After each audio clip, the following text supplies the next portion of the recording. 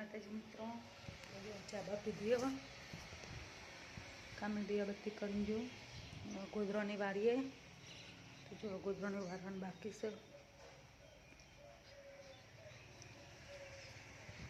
જો મિત્રો આપણે સવાર સવારમાં કંકોરો લઈ લીધો છે. કંકોરો સમારીએ, શાક બનાવીએ, પછી કપડાં બપડા ધોઈએ. જો કંકોરો લીધો છે તો જો આપણી વેલો છે મસ્ત થઈ છે. મહિના પહેલાં બતાવી હતી. જો હવે કૃષ્ણકાંતા વેલ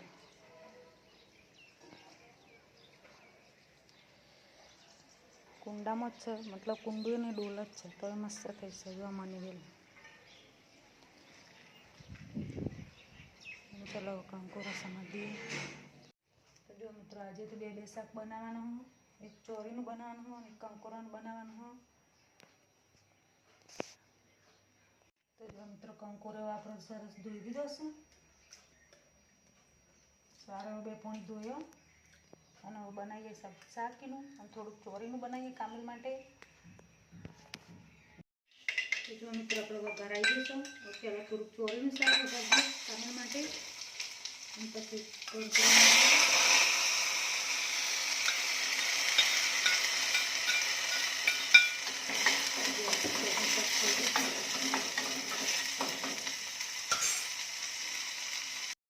જો મિત્રો આપણે બનાવીશું કંકોરોનું શાક. તો કંકોરોનું શાક ચોમાસામાં જો આવે મળે મિત્રો આપણને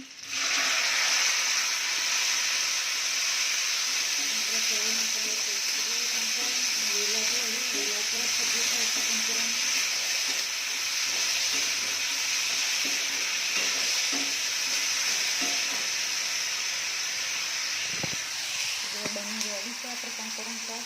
અંદર મસાલા પકડીએ.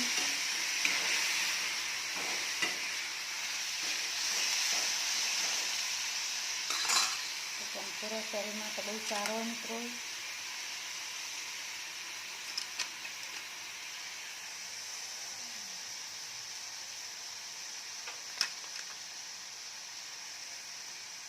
આપણે તીખું જોવો તો મરચું વધારે નાખીશું.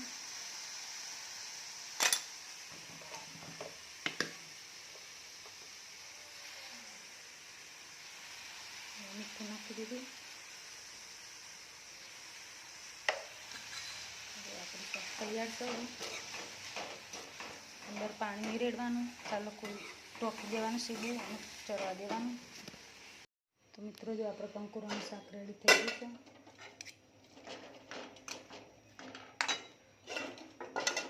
છોકરા માટે ચોરીનું પણ રેડી થઈ ગયું છે.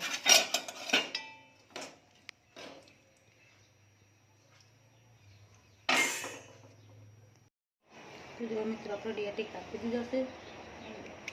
સંભાળ્યો ભરી હવે તો બેસન કમ્પ્લીટ કરીને મૂકી દીધું. ડેટી કાપી દીધું તો બેસન મસાલો કરી દઈએ પછી ભરી દઈએ.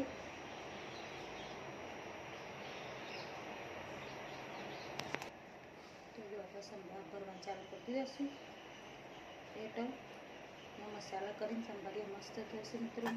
તો જો આપણે ભરી રેડી કરી દઈએ પછી બનાવીએ.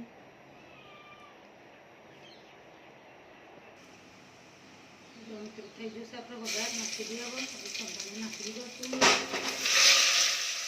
અને પાણી રેડવાનું હતું. પાણી વગેરે રહેવાનું હતું.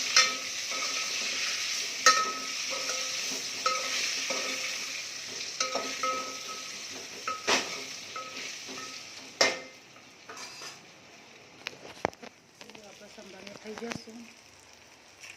હવે પાણી નહીં રેડીએ ઉપર થાળીમાં પાણી મૂકીશું. આપણે ધીમા તાપે સીધવા દઈશું.